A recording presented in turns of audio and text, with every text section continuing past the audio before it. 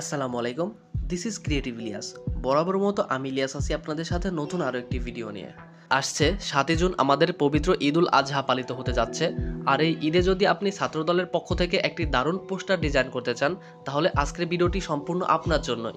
আজকের ভিডিওতে আমি আপনাদেরকে দেখাবো কিভাবে শুধুমাত্র মোবাইল ফোন ব্যবহার করে একটি সুন্দর স্টাইলিশ ছাত্রদলের শুভেচ্ছা ব্যানার তৈরি করবেন।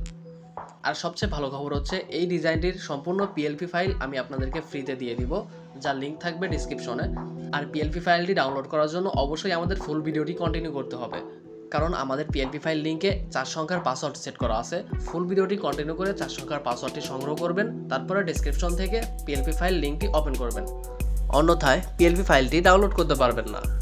তো চলুন সম্পূর্ণ প্রসেসটি দেখি। প্রথম স্টেপে আমরা চলে আসবো আমাদের গুগল প্লে স্টোরে চলে আসার পর পিক্সেল ল্যাব নামের একটি অ্যাপস ডাউনলোড করব। তো পিক্সেল ল্যাবস অ্যাপসটি ডাউনলোড করে নিলাম। এরপর আমরা সিম্পলি অ্যাপসটি ওপেন করব। এরপর উপরের 3 ডট বাটন থেকে একটু স্ক্রল করার মাধ্যমে আমরা ওপেন পিএলপি ফাইল নামে একটি অপশন দেখতে পাবো। দেন এখানে ক্লিক করব। এরপর আমাদের সামনে পিএলপি ফাইল নামে একটি লোগো দেখতে পাবো। পিএলপি ফাইল লোগোতে ক্লিক করার মাধ্যমে আমাদের মোবাইলের ফাইলে নিয়ে যাবে, অর্থাৎ আমাদের ডাউনলোডকৃত সকল ফাইল এখানে দেখাবে।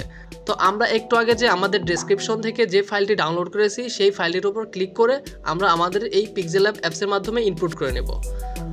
ইনপুট করা শেষ হলে আমাদের সেই কাঙ্ক্ষিত পোস্টারটি আমাদের সামনে দেখাবে।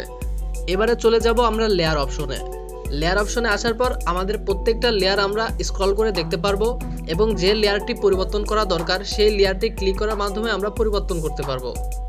আমি আমার ছবিটিকে পরিবর্তন করে আপনাদেরকে দেখাবো। আমি আমার ছবিটিকে সিলেক্ট করে নিয়েছি।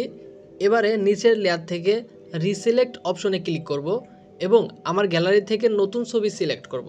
এভাবে আপনারা আপনাদের গ্যালারি থেকে আপনাদের নিজেদের ছবিকে সিলেক্ট করার মাধ্যমে পরিবর্তন করে নেবেন। অবশ্যই আপনার ছবিটি ব্যবহারের পূর্বে আপনার ছবির ব্যাকগ্রাউন্ডটি রিমুভ করে নিতে হবে। আমি আমার ছবির ব্যাকগ্রাউন্ড রিমুভ করার জন্য পিক্সেল কাট নামের একটি অ্যাপস ব্যবহার করি। চাইলে আপনারা অ্যাপসটি ব্যবহার করতে পারেন। অ্যাপসটি প্লে স্টোরে সার্চ করলে পাওয়া যাবে। তো একইভাবে নামের উপর ডাবল ক্লিক করলে নামটি পরিবর্তন করার অপশন পেয়ে যাবেন। পূর্বের নামটি কেটে দিয়ে আপনার নিজের নাম ব্যবহার করে সেভ করতে পারবেন।